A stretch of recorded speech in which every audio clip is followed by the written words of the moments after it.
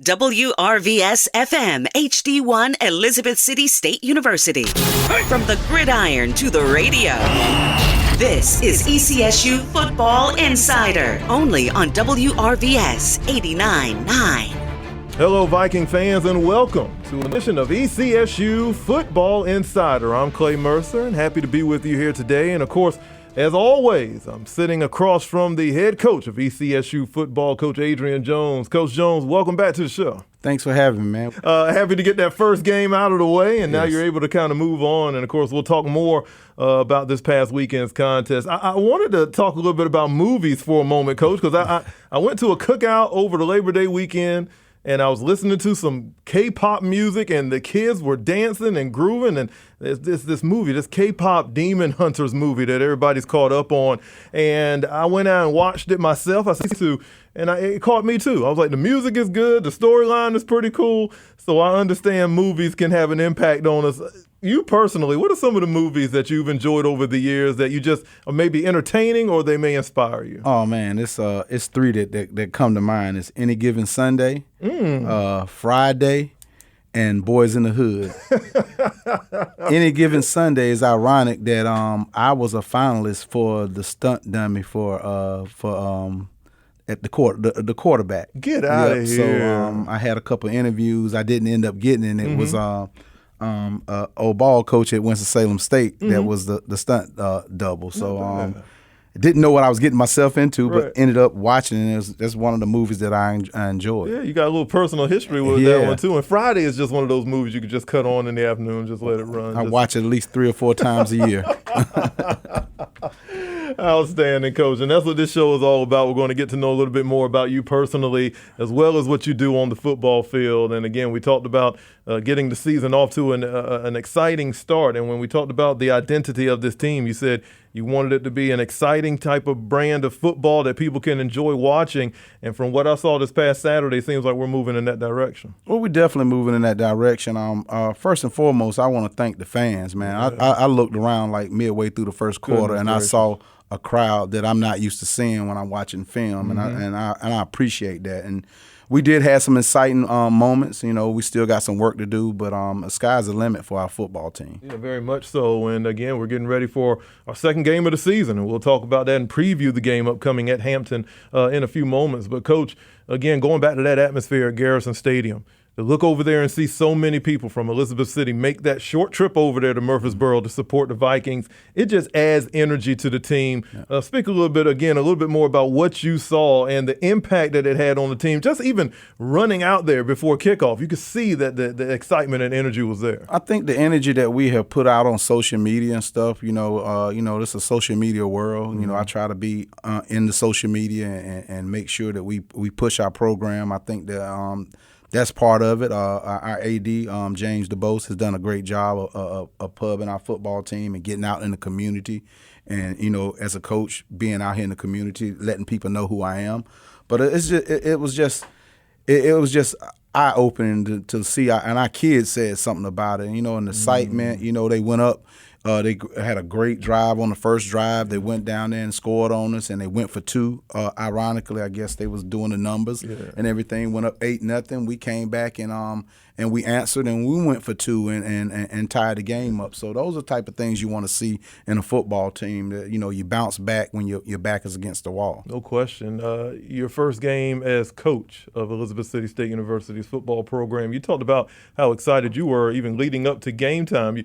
You wasn't getting much sleep. You was waking up early, and you seem to have had just as much of excitement as the players did. Oh, absolutely. You know, it's my first it was a debut of being a coach here at Elizabeth City State University. The outcome wasn't the outcome that we wanted, but we learned a lot of lessons at that game. You know, you tend to kind of critique a little bit more when you lose, and that's what we did. We got in the film room, corrected some stuff, you know, or gave up too many big plays on defense, and it wasn't the play calling, is just, you know, us lining up and being aware of what we're supposed to do. And I think we up for the challenge. Yeah, you spoke a little bit about this, getting off that bus. When you pulled up at Garrison Stadium, walking onto that field, again, talk a little bit more about the team's excitement and their mindset after a pretty good week of practice leading into that first game. Well, it's the process. I got here in January, and we were like gung-ho, getting ready for the season, and lo and behold, you look, we're right here walking off that bus, like you said, and preparing for a game. You know,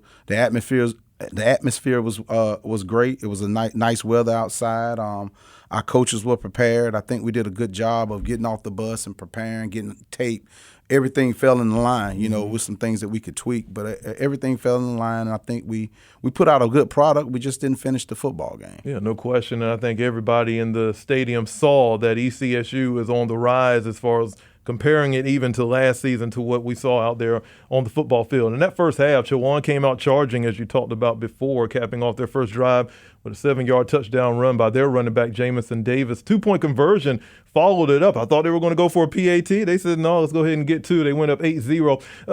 Honestly, it felt like they caught ECSU's defense full of energy and just a little off guard on that first drive. You may agree with that, but it definitely wasn't what you envisioned the start of the game to be like. Yeah, well, we talked about it. You know, right before they went out, it was like the first thing that a lot of the coaches were saying on defense, watch the big play. You know, and then they come out and they run a big play. And it's just, you know, our guys learning as they go. But what I appreciate is our guys didn't get down on each other. They didn't point the finger. And, you know, it was a lot of encouragement. So that part I'm proud of. But at the end of the day, you know, it's 60 minutes in the game, and we got to play a little better. Yeah, we were a little worried about that in the booth, too, because the question came up, can ECSU answer? And that next drive proved that the Vikings were up for the challenge in this game. Driving the ball all the way to the Hawks' 2-yard line, ECSU got stopped on the 4th and goal. But go ahead and give us your thoughts, Coach, on the Vikings' first drive and how that offense looked. You were able to move the chains. We were able to move the chains, but when we get in the plus 20, it's a must that we score touchdowns. You know, I went for it on 4th down because I thought, you know, our offensive line was better than the defensive line.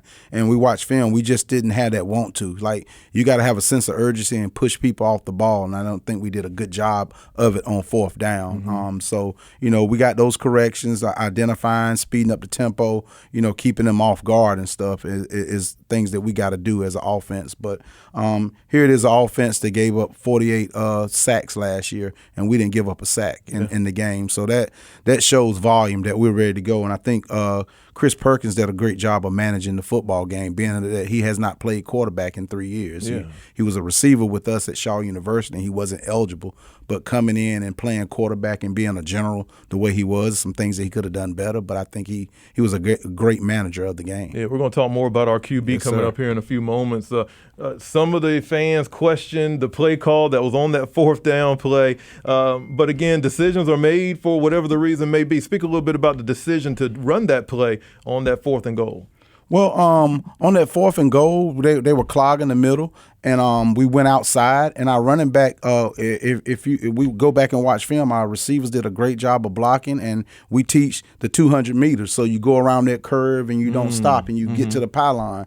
For some reason, our running back decided that he wanted to cut it up, and he cut it up into trash. And it's a thing that I wanted to call a timeout and go over that, but I trusted my player that we talk about this all the time, that's what you're supposed to do. At the end of the day, he a lesson learned from him, you know, pulled him aside and told him, you know, don't worry about it. He said it was his fault. I said, no, that's my fault. I should have warned you before you got out there to reiterate that that's what you're supposed to do. Yeah, there's that open communication that we talked about in the first show, Coach, and it seemed like everybody had it. The players could talk to the coaches, coaching staff, very easy to talk to the players, and that's going to be so important as we continue on this season. The offense continued to run the ball very well in that first half. Junior running back Traquan Johnson found the end zone on a 3-yard rush. Then Emil Braswell punched in 6 near the end of the half, and the Vikings ran into the locker room with a 14-8 lead. And, Coach, it seemed like you wanted to establish the run very early, and ECSU dominated on the ground in that first half. The Vikings will finish off with 146 total net yards. How'd you feel about the rushing attack? I think we did a good job on the rushing attack. Traquan Johnson did a great job. He's still not in shape like he should be. You know, he's running after practice every day. He realized that he got a little tired and had to take him out the game. But I think we managed the ball well. I think we ran it well. I think that We could have had more yards from our quarterback. There's a couple times he sat in the pocket and he should have just tucked in and run, but he wanted to, throw the ball, and that's what quarterbacks' dreams are, to get those passing yards. We just got to make good decisions. And then Braswell, our freshman, to come in the game, first touch and he scores. I'm happy to see that. But we definitely want to get better with the run game, because that run game opens up our passing game. Yeah, and it seems like, Coach, you have some depth on this team. And you talked about that earlier, but talk about how important that's going to be as we continue through the season. Well, it's definitely going to be important, because you're going to have some guys that are dinged up a little bit, and so it's that next man mentality with us. We got a strong opponent this week that had more scholarships than us, and so we're going to have to do some rotation and trust some other guys to help us out to victory. Yeah. The positive for ECSU is that they received the ball to start off the second half and had the prime opportunity to add on to that lead. And on their first drive, they were able to move that ball into Hawk territory. Big runs by Johnson leading on that drive, and then a pass from QB Chris Perkins was intercepted. And Chowan will make us pay by getting a touchdown on their next drive. But speaking again on Perkins, he was having a good game all the way up to that point. I'd like to learn more about him and his mindset a little bit. Right after he threw that interception, what were some of the conversations? Where was he at mentally after that play? Well, the kid takes full blame for stuff, and I told him it wasn't his fault. Our offensive coordinator thought maybe we should have ran the ball again, but we saw some things that we could take a shot at that moment. When on the plus side of the field, and he just made a bad decision. Threw it off his back foot. Yeah. He realized that he should have. It was great coverage by the secondary. We should have just threw it up in the stands and lived to see another day, because we were in scoring range. But we don't get down on our kids. Everybody's going to make a mistake. Everybody doesn't make the right calls or do the right thing. We just want to stay together as a family and just encourage him to be the best he can be. Yeah, we talked about it during the broadcast. He threw off that back foot, and sometimes quarterbacks just want to make something happen, even if it's going to be hard, and they got to really pinpoint that pass. They just go for it, and that's just that go-getter mentality. Yeah. So aside from that, I thought he was really playing well, and he wasn't a detriment at all to the team. He took care of that football. Speaking of throwing the ball and catching it, E.J. Gatling and Terrence Holland, they made some athletic catches in that first half. It was one of those catches that I saw that it was like glue on his hand. It was outstanding to see. Speak a little bit about the impact specifically those two can have on the Vikings' success this season. We got to get the ball to them more. And there's other guys like Contreras Bracey that had a dominant catch and a shoestring tackle that he could have took 80 yards. So we got guys that can really do it. We can scare some people. We got to spread the wealth, but I think those guys, like I talked about it last week, the word for them is electric. They can catch, they're fast, they're seasoned. EJ Gatling is our leader on offense. He's that what we call the OG, because he leads by example. He's a weight room guy. He works hard. He got hurt at the end of the game, but still wanted to play. He's just a tough guy, and we always tell our receivers, man, if you want to be great, you got to follow his footsteps. Yeah, I look at Gatling. I see him. He's the type that can make big catches. And then I look at Holland, and he's just exciting because when he catches the ball, it's what he does after he catches it, and he can spin, he can make some moves. It is a dynamic receiving core that you have, and I think that's going to pay dividends, especially with you trying to accentuate the running game. And if you can combine those two, offense is going to be hard for anybody to stop. Yeah, we got some, like I said, we got some work to do, but I think we have the football team that's going to be good. That loss doesn't dictate who we are, and hats off to Chowan. They weren't a bad football team. Yeah. They were a good football team. They did had a great game plan. They confused us a little bit with some motions and things like that, and that's what we try to do. Try to motion and get people off balance, and they did a great job of that. So we're not going to hang our heads down because of that loss. We're just going to progress and be a better football team. With all of that said, Coach, going into the fourth quarter, 14-15 was your score. And right. The Vikings are right there. What's the message to the team leading into that fourth quarter as you're getting ready to start off? Well, the fourth quarter, we always throw up our fours. We get together, and I tell them to lock in, and that's what we told them, lock in. Like, we can win this game. And we were in perfect position again. We called a reverse. The great call is wide open.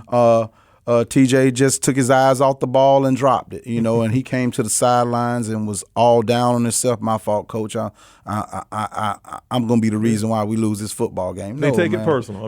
Don't take it personal, man. I appreciate that it hurt you that way, but, at the end of the day, that one play didn't dictate why we lost. I want to let them know it was a lot of mistakes that we left out there that could have won that football game, but, we come right back after we get that fumble, and they get the mojo, and they drive down the field. Yeah. As a defense, we should get on the field and say, offense, we're going to get you the ball back. And I don't think we did a good job as a defense to get offense the ball back. I think they kind of blew the air out of us, and we got to learn from those mistakes. Like I said, it's a process, and it's a saying, it's never over until the fat lady sings. Correct, and the momentum definitely seemed to switch. It was 2nd and 10. Ball was on the 17-yard line to the Hawks. The Vikings looked like they were driving, and they were threatening to get into that end zone, so it was a big opportunity there. They would go on. The Hawks would go on to secure a 28-14 win. That quick summary obviously didn't do justice to the wonderful product that we saw ECSU, especially in that first half. A lot of people very encouraged by that. Your overall thoughts, what are some of the positives that you can take away from Saturday's game? Well, some of the positives, I talked about my quarterback, Chris Perkins. He did a good job of managing the game. E.J. Gatlin made some great catches. T.J. Holland made some catches. Catrez Bracey did well. Traquan Johnson ran the ball hard. You know he's a 225-pound guy, and the more he gets the ball, the better he becomes. Yeah. And I think that, keep feeding him the ball and then have some guys to come in and spell him is going to help. I think our linebacker play was very good. Trayshawn did an excellent job for us on Saturday. He graded out well. And then the front four. I think the front four did well. What's interesting, I think we talked about it last week. I said that the veteran side of our defense was our secondary, and we didn't do very well. So they're up for the challenge to, get their face back. And the blocked field goal, we blocked a field goal to instead of going 22-14, it's 21-14. We still have a chance to win a football game, and that's part of special teams. And then our punt team, we averaged 41 yards a punt. And you felt really good about the punting. You thought that really played well in this contest. Trayshawn had an outstanding game defensively. Yes, I thought sir. he came through and making big tackles throughout that contest. Going back to QB1, Chris Perkins, 12 of 22, over 115 passing yards in that game. Your overall thoughts on his play again? Moving into that position, he's just trying to get his feet under him, but you see some encouraging plays from him in that first one. Yes, definitely see some encouraging plays, but we want to get more yards. His stats were good. He was well over 50%, but I think we should get some more completions. Take some more shots down the field. And also we got to get Navin Hilliard in a little bit. He has a little bit different dynamic. Navin gets pressure. He knows how to get the ball out. Chris is a little bit more athletic. He can hold the ball a little bit longer and buy himself some time to make plays. But sometimes we just got to know when to tuck that ball and run and get some yards and get out of bounds. The penalties really piled up, not only for ECSU, but also for Chowan, but it just felt like it was all on us on that second half. A lot of big penalties. There was a penalty on the sideline for ECSU, and just speak a little bit about how much of an impact that had on this game. Well, you can't have 11 penalties. That is that causes for a loss. We talked about those penalties, and some of them, were questionable. Some of them, there were great calls, but at the end of the day, we can't have no more than about 5 or 6 penalties a game. I think we win a lot of football games with less penalties. Of course, they had 12 as well, but we had 11. So if we have a few less, I think the outcome is a lot different. But they learn from it. It's like I said, first game jitters as a coach, first game jitters as players and as a staff. We're still learning our guys. And I think we did a good job of making adjustments going in at halftime, knowing that we got the ball back. We drove the ball down the field, but like I said, we turned the ball over. But I got a good coaching staff, and I'm very pleased with them. I think we got a good game plan coming up this week, and just ready for Saturday night. Yeah. Speaking of penalties, Coach, there was one that they reviewed. It was targeting on the field, and us up in the booth, I didn't see it. And we sat back and was like, that can't be targeting. There's no way. Thankfully, they reviewed it and negated it. But it had to be a nervous time for you because, different eyes can see different things. Well, we saw that the referee from the threw the flag thought it was a target, and the referee on our sideline had a better view. He came in and said it wasn't targeting, but it still had to go up and watch it. Okay. So we knew it wasn't targeting, but thank God for the replay, because earlier that day the replay wasn't working. So the replay really helped out, because that flag was thrown. It may have been put out the game from the naked eye. Correct. So we just thankful for the film and being able to go back and watch it. Yeah, well, I know the Vikings are getting prepared this week for what's to come on Saturday, and they're going to make that trip up to the 757 to take on Hampton. We'll preview that game and get you all ready for that, and also let you know how you can get tickets to Mighty Vikings football. All of that is coming up here on ECSU Football Insider. Get your tickets now for ECSU football online at ECSUVikings.com. Elizabeth City State University promises to be the most affordable choice for a high-quality university education. The NC Promise tuition plan will reduce the tuition cost of attending ECSU to only $2,500 per semester for out-of-state students. Learn more online at ecsu.edu/NCPromise. Elizabeth City State University. Come to discover, leave to conquer. Hey, it's Peter Sagal. You may already know that Congress has ended federal funding to public media, but no matter what's happening in Washington now or in the future, this station's best bet is you. Making a donation, that's great. Making a monthly contribution, even better. Knowing we can rely on you helps in uncertain times. Take control of this station's future. Become a sustaining member today. Here's how. Use your credit or debit card online at WRVS899.com and support what you love today. Let's get back to ECSU Football Insider online at WRVS899.com.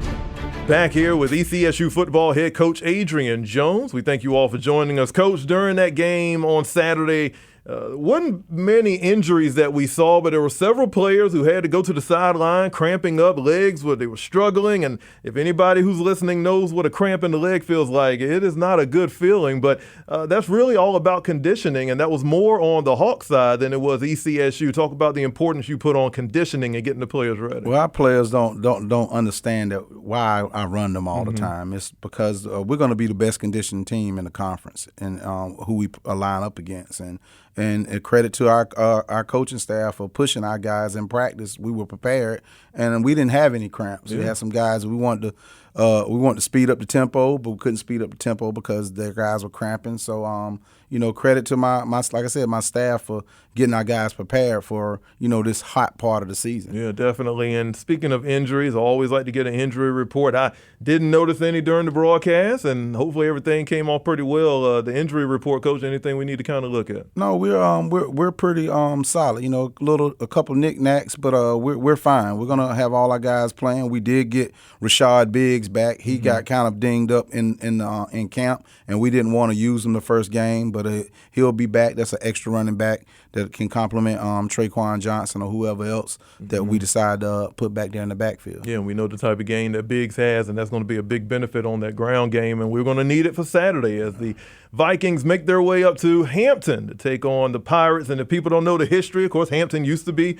in the CIAA, and we were the Pirates here at ECSU at one point, and they were the Pirates, so we had to make a change, and people say, well, now we're Vikings. Well, that's part of the reason why the change happened, but there's a lot of history when it comes to Hampton and ECSU. Happy to play that game again. The stadium should be a great atmosphere for the Vikings to walk into. I'm sure you've done some review film, getting prepared for what they did in their first game. Tell us what we can expect walking into Hampton on Saturday. Hampton is a well-coached football team. They played Jackson State, and their game kind of emulated our game. They were in the game. I think it was like 14-14 at some point, and Jackson State opened it up and won 28-14. Yeah. We lost 28-14. It's kind of hard to go to the national champs home and get a win. Oh, yeah. But I think they held their own. They got the good run game. Their quarterback is good. Their offensive line is huge, and the defense is very active. So we got our work cut out for us, but we're preparing to go to battle. Our band will be there. Their band will be there. So you're gonna get an old time and good HBCU football game on Saturday. Should be outstanding. Coach, again, a 6 o'clock start to this game. And you and I have talked about it. Not big fans of these 6 o'clock games. It's just not, for me personally, I'd rather kind of stick with our regular CIAA schedule, which is 1 o'clock or 2 o'clock. 6 o'clock games change it up a little bit. Talk about the preparation that the team has to go through and how it changes when it's a 1 o'clock game and then when it's an evening game. The biggest change is the wait. You got to wait. Normally if it's a 1 o'clock game, you up at 8 o'clock. You're going through your walkthrough, then you have pregame. By the time you finish pregame, it's time to load the bus to go to the stadium. And by the time you load the bus and go to the stadium, you got 2 hours before the game. Well, and our point is, walk through around 11:30. Your pregame at 12:30. You eat your pregame meal at 12:30, and then at 1:30, 2 o'clock, we load the bus and go to Hampton. So the kids like the night games. I think it's more or less the coaches that we waiting and just eager to play. But the good thing is we played under the lights last week, so I don't think that'll bother us any. So I'm looking forward to our guys competing. Yeah, the game will kick off at 6 at Hampton, and of course we'll bring you the radio coverage here on WRVS 89.9 with the pregame show beginning at 5:30. Tickets are available, family. We want you to come out to Roebuck Stadium. We want you to see all the games. We want you to get more information and tickets online at ECSUVikings.com. Coach, before we finish this out, I want you to talk to the Viking faithful, get them prepared for Saturday, and just get them prepared for more great Viking football as the season continues. Just come on out to Hampton this weekend. We need that 12th man. Like you said earlier today, we talked about our excitement on our offense. We're going to be excited on defense, and we're going to be very efficient on special teams. But we need that 12th man to come out there and cheer us on to a victory. And once again, I appreciate every Viking fan that came to the game last week, to Chowan. Let's continue to do that, and I promise you guys that you're going to get a good product, and we're going to make you proud.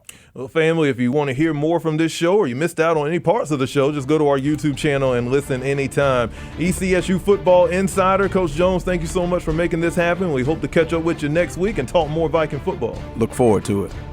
ECSU Football Insider is produced at WRVS Studios on the campus of Elizabeth City State University, powered by the ECSU Department of Radio and Television Services. Learn more online at WRVS899.com.